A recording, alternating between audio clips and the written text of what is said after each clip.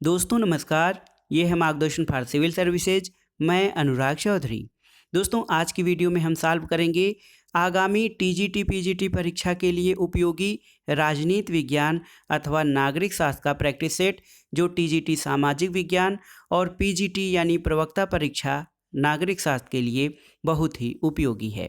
दोस्तों ये video JIC प्रवक्ता, गवर्नमेंट डिग्री कॉलेज, उच्चतर शिक्षा असिस्टेंट प्रोफेसर, एलटी ग्रेड, केंद्रीय विद्यालय संगठन और नेट जेआरएफ राजनीति विज्ञान के लिए बहुत ही उपयोगी है। तो आइए शुरू करते हैं या सॉल्व करते हैं आज का प्रैक्टिस सेट, टीजीटी पीजीटी नागरिक शास्त्र का प्रैक्टिस सेट संख्या 6।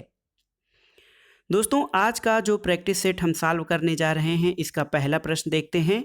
पहला प्रश्न भारतीय संविधान और राज्य व्यवस्था से है। दोस्तों प्रश्न है कि केंद्र और राज्यों के मध्य विवादों का समाधान सर्वोच्च न्यायालय करता है अपनी किस अधिकारिता के अंतर्गत। देखिए ऑप्शन है परामर्शदात्री क्षेत्राधिकार के अंतर्गत, अपीलीय क्षेत्राधिकार के अंतर्गत, संवैधानिक क्षेत्राधिकार के अंतर्गत या फिर प्रारंभिक क्षेत्राधिकार के अंतर्गत। तो उत्तर है दोस्तों केंद्र और राज्यों के बीच विवादों का समाधान सर्वोच्च न्यायालय अपने प्रारंभिक क्षेत्राधिकार के अंतर्गत करता है। दोस्तों केंद्र और राज्यों के बीच जो विवाद होते हैं, इनको समाधान करने के भारत के उच्चतम न्यायालय की शक्ति आरंभिक अधिकारिता के अंतर्गत आती है। और भारतीय संविधान के अनुच्छेद 131 में है कि भारत सरकार और एक या अधिक राज्यों के बीच, या एक और भारत सरकार और किसी राज्य या राज्यों और दूसरी ओर एक या अधिक या अन्य राज्यों के बीच, या दो से अधिक राज्यों के बीच किसी विवाद में, यदि उस विवाद में विधि या तथ्य का कोई ऐसा प्रश्न अंतर्निहित है जिस पर किसी विधिक अधिकार का अस्तित्व व विचार निर्भर हो, तो वहां तक अन्य न्यायालयों का अपवर्जन करके उच्चतम न्यायालय को आरंभिक अधिकारिता प्राप्त होगी। तो सही उत्तर है दोस्तों केंद्र और राज्यों के बीच विवादों का समाधान सर्वोच्च न्यायालय के प्रारंभिक क्षेत्राधिकार के अंतर्गत आता है। अगला प्रश्न है निम्नलिखित में से कौन राज्यपाल को पद की शपथ दिलाता है। तो सही उत्तर है उच्च न्यायालय का मुख्य न्यायाधीश। देखिए दोस्तों भारतीय संविधान के अनुच्छेद 159 के अनुसार प्रत्येक राज्यपाल और प्रत्येक व्यक्ति जो राज्यपाल के कृत्यों का निर्वहन कर रहा हो, अपना पद ग्रहण करने से पहले उस राज्य के उच्च न्यायालय के मुख्य न्यायमूर्ति या उसकी अनुपस्थिति में उस न्यायालय के उपलब्ध ज्येष्ठतम न्यायाधीश के समक्ष शपथ लेगा या प्रतिज्ञान करेगा और उस पर हस्ताक्षर करेगा। इसके अलावा अनुच्छेद 156(1) के अनुसार राज्यपाल राष्ट्रपति के प्रसाद पर्यंत अपना पद धारण करेगा, आप जानते हैं। और अनुच्छेद 156(2) के तहत राज्यपाल राष्ट्रपति को संबोधित अपने हस्ताक्षर सहित लेख द्वारा अपना पद त्याग करेगा। तो सही उत्तर है दोस्तों राज्यपाल को पद की शपथ उच्च न्यायालय का मुख्य न्यायाधीश दिलवाता है। तो सही उत्तर है भारतीय संविधान के अनुच्छेद 159 के अनुसार प्रत्येक राज्यपाल और प्रत्येक व्यक्ति जो राज्यपाल के कृत्यों का निर्वहन करता हो, उस राज्य के उच्च न्यायालय के मुख्य न्यायमूर्ति या उसकी अनुपस्थिति में उस न्यायालय के उपलब्ध ज्येष्ठतम न्यायाधीश के समक्ष शपथ लेता है। अगला प्रश्न है देखिए स्वतंत्रता के संदर्भ में किसने ये विचार दिया था कि व्यक्ति अपने शरीर और मन का स्वामी है। ऑप्शन है आपका प्लेटो, हाब्स, लॉक और मिल। तो सही उत्तर है J.S. मिल। दोस्तों जॉन स्टुअर्ट मिल ने स्वतंत्रता के संबंध में इसका जोरदार समर्थन करते हुए कहा है कि व्यक्ति अपने शरीर, मन और आत्मा का स्वामी है, इसलिए उसे स्वतंत्र छोड़ देना चाहिए। अगला प्रश्न देखिए बहुत ही महत्वपूर्ण एक कथन है कि आर्थिक समानता के बिना राजनीतिक स्वतंत्रता मिथक है। ये कथन किसका है। ऑप्शन है देखिए ग्रीन, J.S. मिल, G.D.H. कोल या फिर लॉक। तो सही उत्तर है G.D.H. कोल का कथन है दोस्तों कि आर्थिक समानता के बिना राजनीतिक स्वतंत्रता मिथक है या फिर कपोल कल्पना है। तो दोस्तों कोल जो है कहते हैं कि आर्थिक समानता के बिना राजनीतिक स्वतंत्रता मिथक है या फिर कपोल कल्पना है। अगला प्रश्न है भारत का राष्ट्रपति अपना पद त्याग या त्यागपत्र किसे सौंपता है। तो सही उत्तर है भारत के उपराष्ट्रपति को। देखिए बहुत ही महत्वपूर्ण है दोस्तों भारतीय संविधान के अनुच्छेद 56(1) क के अनुसार राष्ट्रपति उपराष्ट्रपति को संबोधित अपने हस्ताक्षर सहित लेख द्वारा अपना पद त्याग कर सकता है। और इसके अतिरिक्त 56(2) अनुच्छेद में कहा गया है कि उपराष्ट्रपति इसकी सूचना लोकसभा अध्यक्ष को तुरंत देता है। अगला प्रश्न देखते हैं, सरकार का व्यवस्थित वर्गीकरण सबसे पहले किसके द्वारा प्रस्तुत किया गया था? तो सही उत्तर है दोस्तों, सरकारों का सबसे पहले व्यवस्थित वर्गीकरण अरस्तू के द्वारा प्रस्तुत किया गया था। और अरस्तू ने सबसे पहले 158 देशों के संविधानों का तुलनात्मक अध्ययन करके शासन प्रणालियों को क्रमबद्ध किया। इसलिए अरस्तू को राजनीति विज्ञान के साथ साथ तुलनात्मक राजनीति का भी जनक कहा जाता है। अगला प्रश्न है दोस्तों, सूची 1 का सूची 2 से सुमेलन करना है और दिए गए कूट के आधार पर सही उत्तर का चयन करना है। जे.एस. मिल। दोस्तों, जे.एस. मिल ने महिला मताधिकार और श्रमिक सरकारी संस्थाओं की वकालत की है। इसके अलावा हाब्स का समझौता सिद्धांत है। मैकियावेली ने दोस्तों सीजर बोर्गिया का राज्य शिल्प प्रस्तुत किया है और मार्क्स ने वर्ग संघर्ष का सिद्धांत प्रस्तुत किया है। तो सही उत्तर आपका हो जाएगा, देखिए यहाँ से ऑप्शन सी 4, 1, 2 और 3। अगला प्रश्न है, आपको बताना है इनमें से कौन यथार्थवादी नहीं था? ऑप्शन है हाब्स, थ्यूसिडाइड्स, कांट और मैकियावेली। तो सही उत्तर है दोस्तों, कांट जो है ये यथार्थवादी नहीं बल्कि इमैनुअल कांट एक आदर्शवादी विचारक थे। और आदर्शवादी विचारधारा में ये माना जाता है कि संसार की समस्त वस्तुएं विचार, आइडिया या चेतना की अभिव्यक्ति हैं, जबकि हाब्स, मैकियावेली और थ्यूसिडाइड्स ये यथार्थवादी विचारक हैं। अगला प्रश्न है दोस्तों, डॉक्टर अंबेडकर के संदर्भ में कौन सा कथन असत्य है? अंबेडकर ने वर्ण व्यवस्था का विरोध किया था, सही है। अंबेडकर ने तीनों गोलमेज सम्मेलनों में भाग लिया था, ये भी सही है। अंबेडकर ने संविधान निर्माण के प्रारूप समिति के अध्यक्ष के रूप में काम किया था, ये भी सही है। और अंबेडकर ने हरिजन नामक पत्रिका का संपादन किया था। तो दोस्तों ऑप्शन डी आपका सही नहीं है और आपको यही बताना था कि अंबेडकर के संदर्भ में कौन सा कथन असत्य है। तो ऑप्शन डी आपका असत्य है, क्योंकि दलितों के नेता और सामाजिक समानता के लिए जीवन पर्यंत संघर्ष करने वाले डॉक्टर भीमराव अंबेडकर ने हरिजन नामक पत्रिका का संपादन नहीं किया था, बल्कि इसका संपादन महात्मा गांधी द्वारा किया गया था। अगला प्रश्न है दोस्तों, दबाव समूहों का प्रमुख उद्देश्य या प्रेशर ग्रुप का प्रमुख उद्देश्य क्या है? तो सही उत्तर है, दबाव समूहों का उद्देश्य अपने हितों के लिए सरकारों को प्रभावित करना होता है। तो सही उत्तर है, दबाव समूह अपने हितों के लिए सरकारों को प्रभावित करते हैं और ये अपना कार्य दबाव बनाकर करने की कोशिश करते हैं। अगला प्रश्न देखते हैं, निम्नलिखित में से कौन संसद के दोनों सदनों में से किसी भी सदन की कार्रवाई में भाग ले सकता है? ऑप्शन है निर्वाचन आयुक्त, मुख्य न्यायाधीश, महाधिवक्ता यानी सॉलिसिटर जनरल और महान्यायवादी यानी अटॉर्नी जनरल। तो आपको बताना है कि कौन सा संसद के दोनों सदनों में किसी भी सदन की कार्रवाई में भाग ले सकता है। तो उत्तर है दोस्तों अटॉर्नी जनरल या महान्यायवादी। दोस्तों भारतीय संविधान के अनुच्छेद 88 के अनुसार प्रत्येक मंत्री और भारत के महान्यायवादी को ये अधिकार होगा कि वो किसी भी सदन में या सदनों की किसी संयुक्त बैठक में और संसद के किसी समिति में जिसमें उसका नाम सदस्य के रूप में दिया गया हो उसकी कार्रवाइयों में भाग ले, किंतु इस अनुच्छेद के आधार पर वह मत देने का अधिकारी नहीं होगा। अगला प्रश्न है, निम्नलिखित में से कौन सा विचारक विकासवादी समाजवाद से या इवोल्यूशनरी सोशलिज्म से जुड़ा हुआ है? आपको बताना है। ऑप्शन है काटस्की, बर्नस्टीन, लेनिन या फिर एंजल्स। तो सही उत्तर है दोस्तों बर्नस्टीन एक विकासवादी समाजवादी हैं और एडवर्ड बर्नस्टीन ने कार्ल मार्क्स के विचारों को संशोधित किया। इस कारण बर्नस्टीन को संशोधनवादी भी कहा जाता है। दोस्तों काटस्की, लेनिन और एंजल्स मार्क्सवादी समाजवाद के अंतर्गत आते हैं, जबकि बर्नस्टीन ये संशोधनवादी या विकासवादी समाजवाद से जुड़े हुए हैं।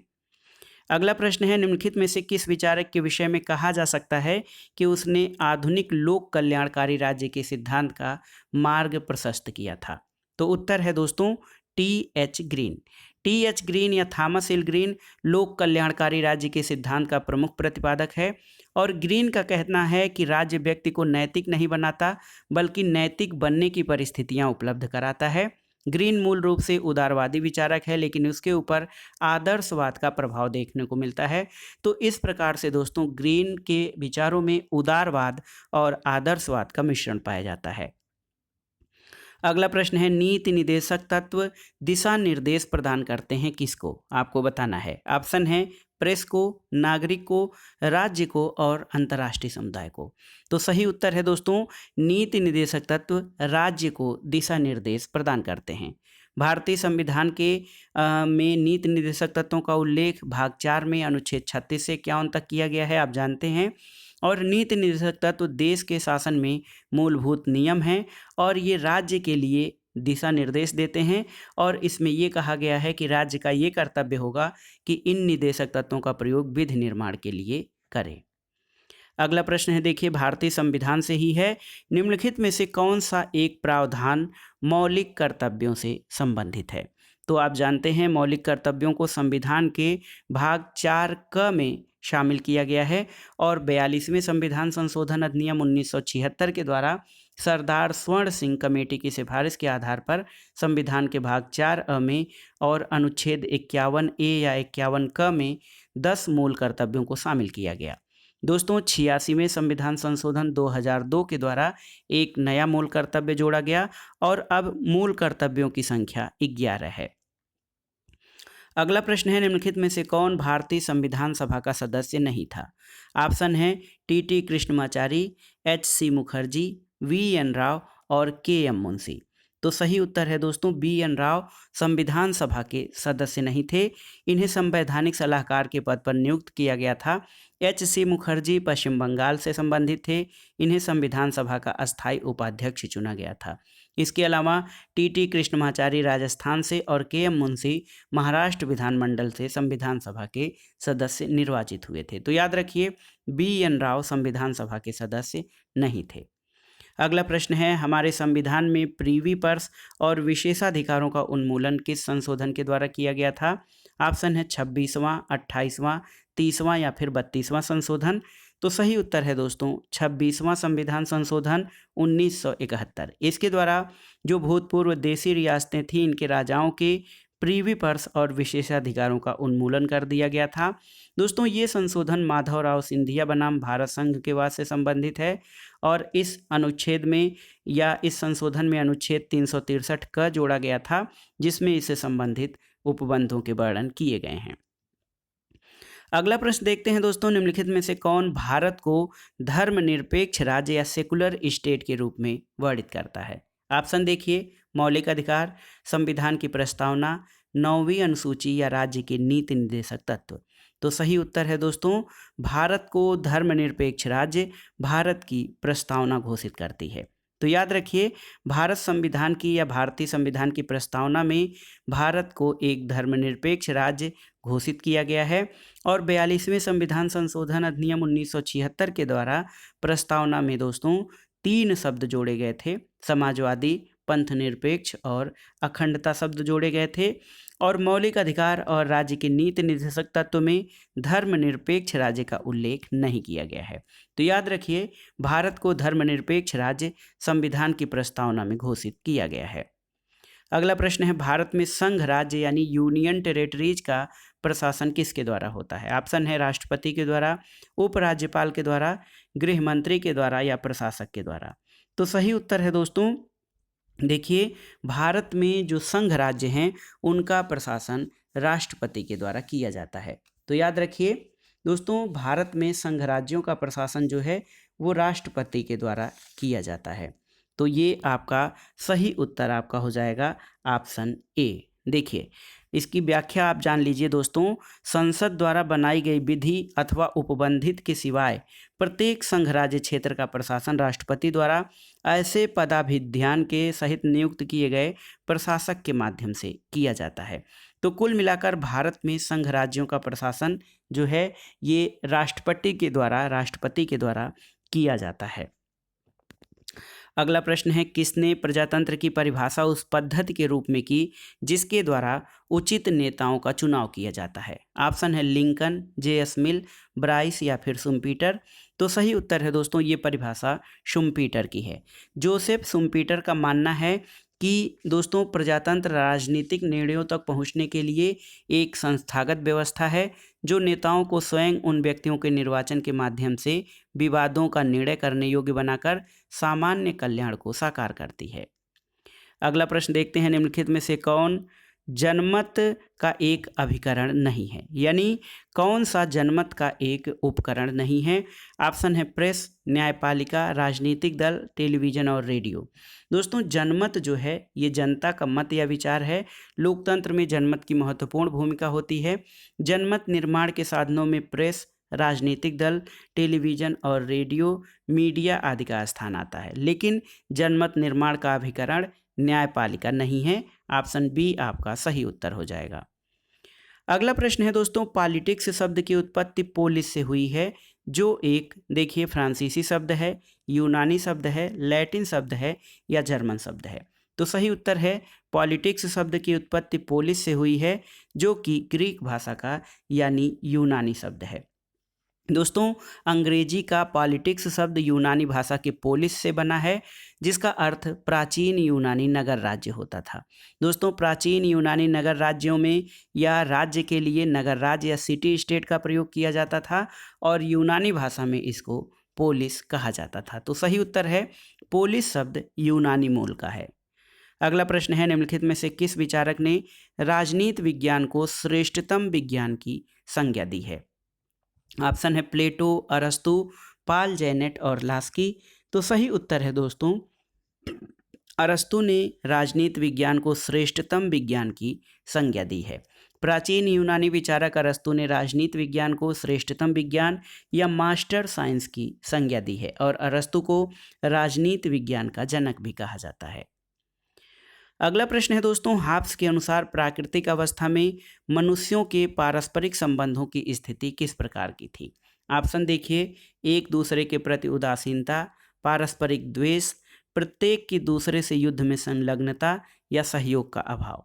तो दोस्तों हाब्स प्राकृतिक अवस्था का वर्णन करते हुए कहता है कि प्राकृतिक अवस्था में प्रत्येक मनुष्य दूसरे से युद्ध में संलग्न रहता था और ये सामाजिक समझौते की पूर्व की अवस्था थी। ये अवस्था सभी के विरुद्ध संघर्ष या युद्ध की अवस्था थी, इसलिए ऑप्शन सी आपका सही उत्तर है। अगला प्रश्न है दोस्तों, अधिकतम व्यक्तियों का अधिकतम सुख के सिद्धांत का प्रतिपादन किसके द्वारा किया गया।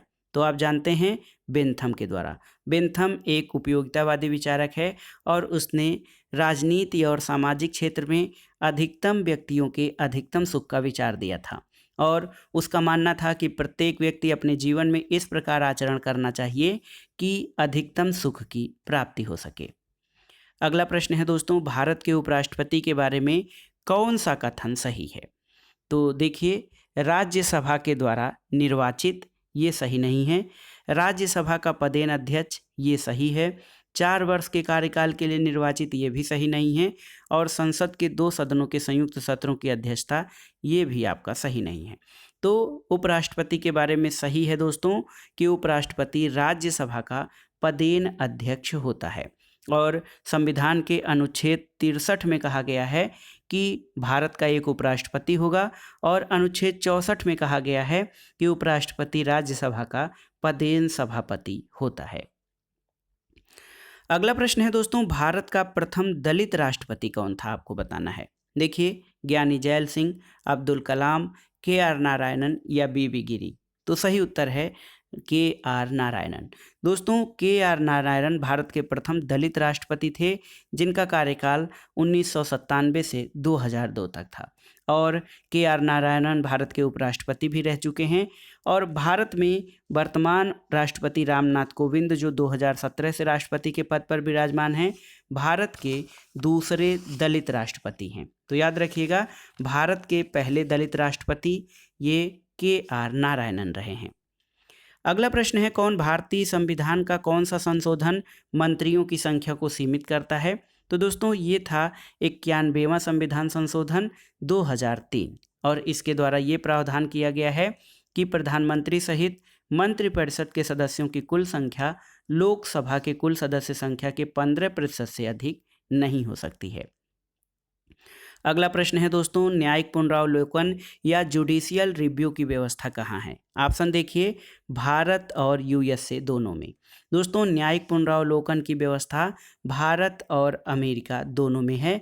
भारतीय संविधान के अनुच्छेद 13 के द्वारा न्यायिक पुनरावलोकन का प्रावधान किया गया है, जो संयुक्त राज्य अमेरिका के संविधान से प्रेरित है।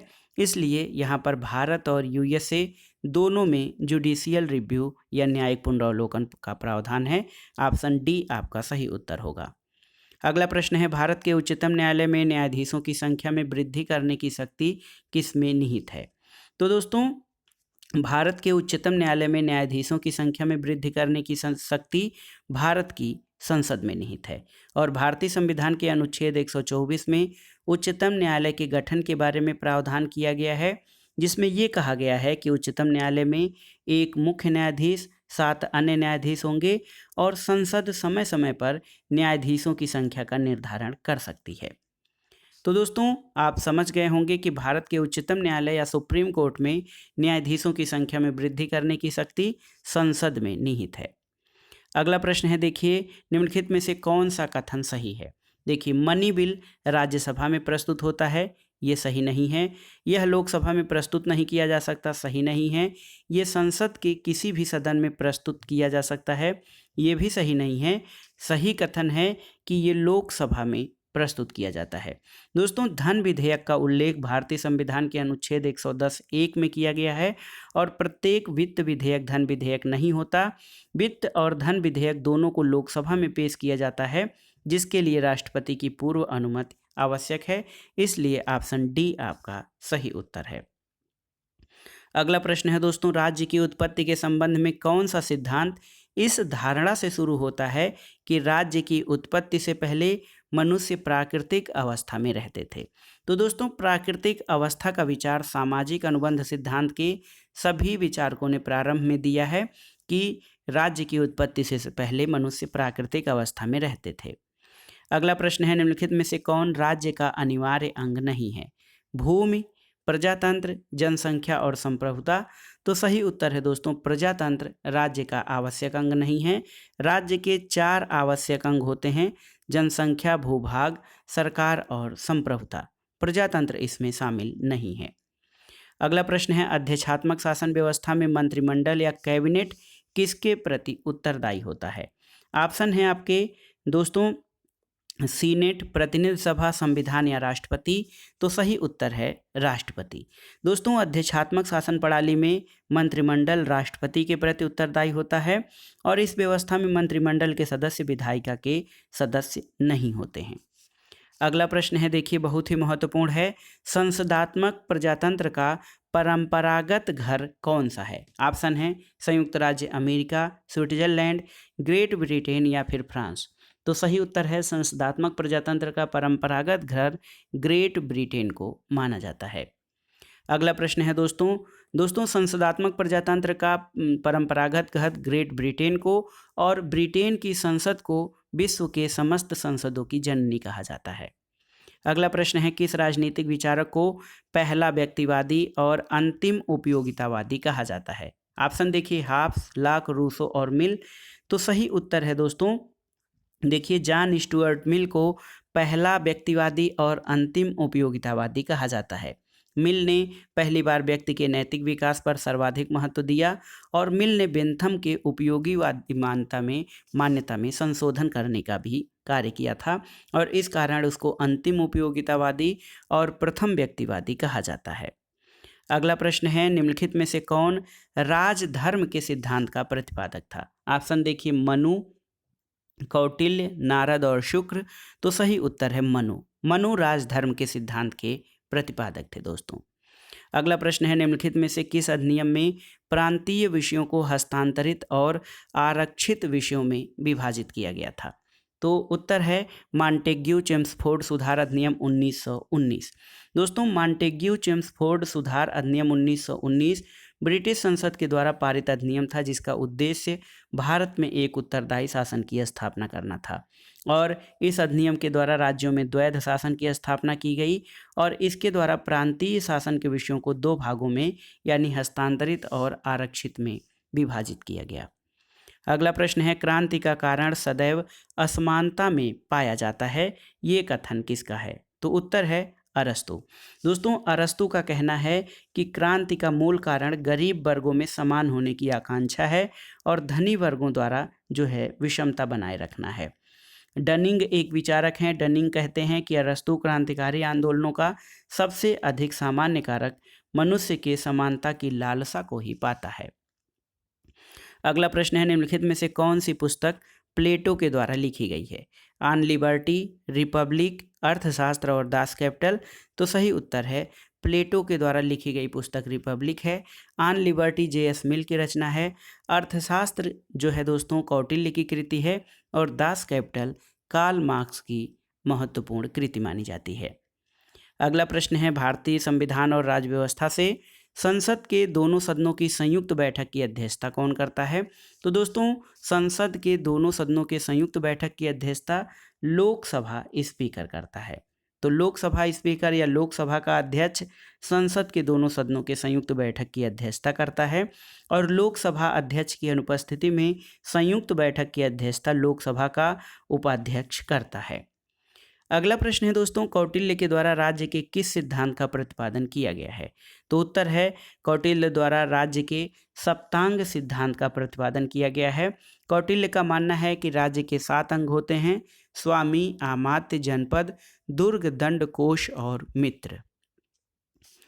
अगला प्रश्न देखते हैं संयुक्त राष्ट्र महासभा का पहला अधिवेशन किस देश में आयोजित किया गया था? ऑप्शन है संयुक्त राज्य अमेरिका, ब्रिटेन, रूस और फ्रांस। तो सही उत्तर है ब्रिटेन में। दोस्तों द्वितीय विश्व युद्ध के बाद राष्ट्रों के मध्य विवादों का निपटारा करने के लिए और अंतर्राष्ट्रीय सहयोग को बढ़ावा देने के लिए संयुक्त राष्ट्र संघ का निर्माण किया गया था और 10 जून 1946 देखिए 10 जून 1946 को इसकी पहली बैठक ब्रिटेन की राजधानी लंदन में हुई थी। अगला प्रश्न है संयुक्त राष्ट्र चार्टर को निम्नलिखित में से किस एक सम्मेलन में अंगीकृत किया गया था? आपको बताना है। ऑप्शन है मास्को सम्मेलन, माल्टा सम्मेलन, सैन फ्रांसिस्को सम्मेलन या इनमें से कोई नहीं। तो उत्तर है दोस्तों सैन फ्रांसिस्को सम्मेलन।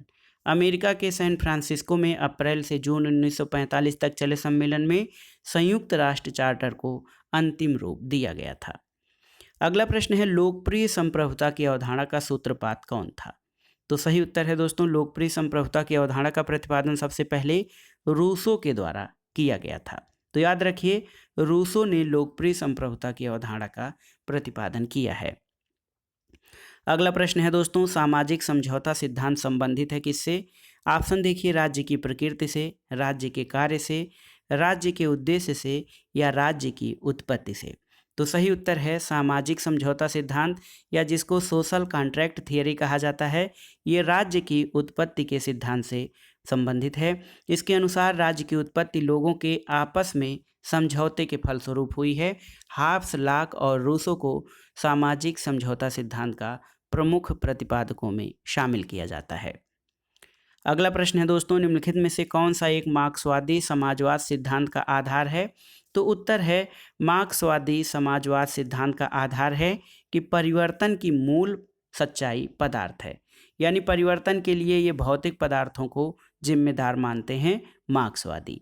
तो दोस्तों हीगल ने इतिहास को विकासमान प्रक्रिया के रूप में देखा और उसने हीगल ने विकास की गति को द्वंद्वात्मक रूप में माना। हीगल के द्वंद्ववाद का आधार विचार या आइडिया था, लेकिन कार्ल मार्क्स ने विचार की उपेक्षा की और उसने पदार्थ यानी मैटर को प्रधानता दी और बताया कि परिवर्तन की मूल सच्चाई पदार्थ है, विचार नहीं। अगला प्रश्न है उदारवाद का मूल सिद्धांत क्या है? तो उत्तर है वैयक्तिक स्वतंत्रता उदारवाद का मूल सिद्धांत है। अगला प्रश्न है आसान सा प्रश्न है महात्मा गांधी को सबसे पहले राष्ट्रपिता किसने कहा था? तो उत्तर है दोस्तों नेताजी सुभाष चंद्र बोस ने सबसे पहले महात्मा गांधी को राष्ट्रपिता कहा था। रविन्द्रनाथ टैगोर ने गांधी जी को महात्मा की उपाधि दी थी। अगला प्रश्न है दोस्तों महात्मा गांधी ने सत्याग्रह के अस्त्र का सर्वप्रथम प्रयोग कहाँ पर किया था? तो सही उत्तर है दक्षिण अफ्रीका में। दोस्तों सत्याग्रह का अर्थ है सत्य को मानकर किसी वस्तु के लिए आग्रह करना और सत्य के मार्ग से पीछे न हटना। दोस्तों गांधी जी द्वारा दक्षिण अफ्रीका में प्रवास के दौरान ब्रिटिश औपनिवेशिक सरकार के खिलाफ सर्वप्रथम सत्याग्रह किया गया था। और गांधी जी द्वारा भारत में पहला सत्याग्रह 1917 में चंपारण बिहार में किया गया था। अगला प्रश्न है, भारतीय संविधान का कौन सा भाग नागरिकता के प्रावधानों से संबंधित है? तो उत्तर है, भारतीय संविधान के भाग 2 में नागरिकता संबंधी प्रावधान किए गए हैं। तो याद कर लीजिए, भारतीय संविधान के भाग 2 में अनुच्छेद 5 से लेकर दोस्तों 11 तक नागरिकता संबंधी प्रावधान किया गया है। अगला प्रश्न है कि नागरिकों के मौलिक अधिकारों में संशोधन कौन कर सकता है, आपको बताना है। तो दोस्तों सही उत्तर है, नागरिकों के मौलिक अधिकारों में संसद जो है संशोधन कर सकती है। तो संसद को पावर है जो है नागरिकों के मौलिक अधिकारों में संशोधन करने के लिए। अगला प्रश्न है, संविधान के किस अनुच्छेद में कानून का समान संरक्षण प्रावधानित है? तो सही उत्तर है दोस्तों, संविधान के अनुच्छेद 14 जो कि समानता पर आधारित है या समानता के मौलिक अधिकार को जो है गारंटी देता है। ये विधायन सत्ता पर नियंत्रण लगाता है और इसके अनुसार राज्य भारत के राज्य क्षेत्र में किसी व्यक्ति को विधि के समक्ष समता या विधियों के समान संरक्षण से वंचित नहीं करेगा। ये अधिकार नागरिक हो या विदेशी सभी पर लागू होता है। अगला प्रश्न है, निम्नलिखित में से किस एक को नागरिकों के मौलिक अधिकारों का रक्षक और भारत के संविधान का अभिभावक माना जाता है? तो उत्तर है दोस्तों, उच्चतम न्यायालय यानी सुप्रीम कोर्ट को दोस्तों सुप्रीम कोर्ट को भारत के नागरिकों के मौलिक अधिकारों का रक्षक और संविधान का अभिभावक यानी गार्जियन माना जाता है। अगला प्रश्न है, ऑम्बुड्समैन का प्रस्तावित भारतीय प्रतिरूप क्या है? ऑप्शन है तहसीलदार, डिप्टी कलेक्टर, कलेक्टर या फिर लोकपाल और लोकायुक्त। तो सही उत्तर है, ऑम्बुड्समैन का प्रस्तावित भारतीय प्रतिरूप लोकपाल और लोकायुक्त हैं। और दोस्तों ऑम्बुड्समैन संस्था का निर्माण सबसे पहले स्वीडन में 1809 ईस्वी में हुआ था, याद रखिएगा। अगला प्रश्न है दोस्तों, संघ लोक सेवा आयोग के सदस्यों की नियुक्ति किसके द्वारा की जाती है?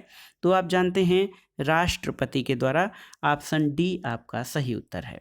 दोस्तों संविधान के अनुच्छेद 316(1) के अनुसार लोक सेवा आयोग के अध्यक्ष और अन्य सदस्यों की नियुक्ति वह संघ आयोग या संयुक्त आयोग है तो राष्ट्रपति द्वारा, यदि वह राज्य आयोग है तो राज्य के राज्यपाल द्वारा की जाएगी।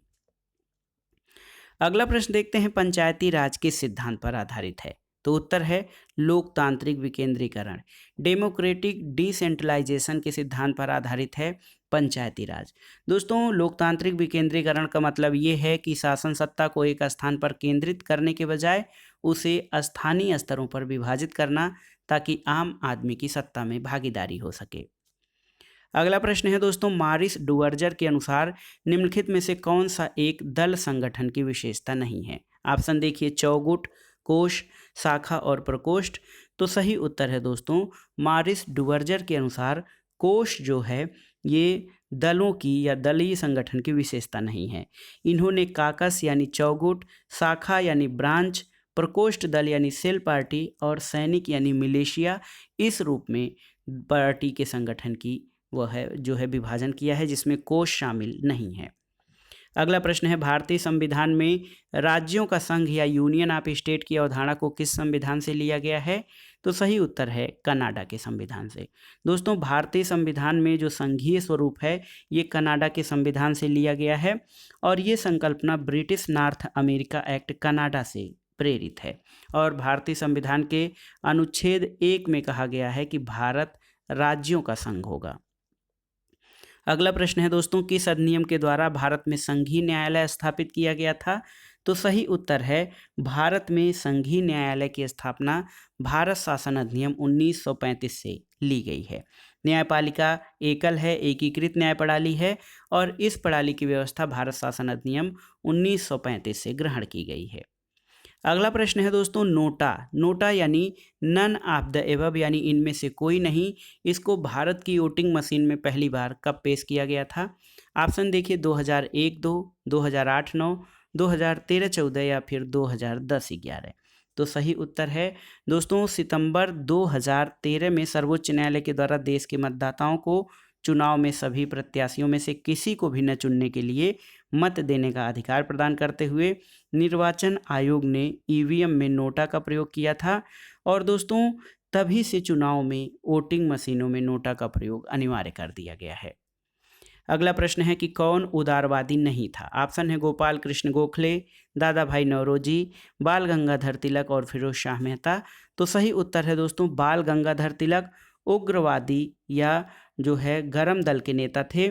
बाल गंगाधर तिलक को भारतीय राष्ट्रवाद का भगीरथ ऋषि कहा जाता है और तिलक स्वतंत्रता संग्राम में उग्रवादी विचारधारा के समीप थे।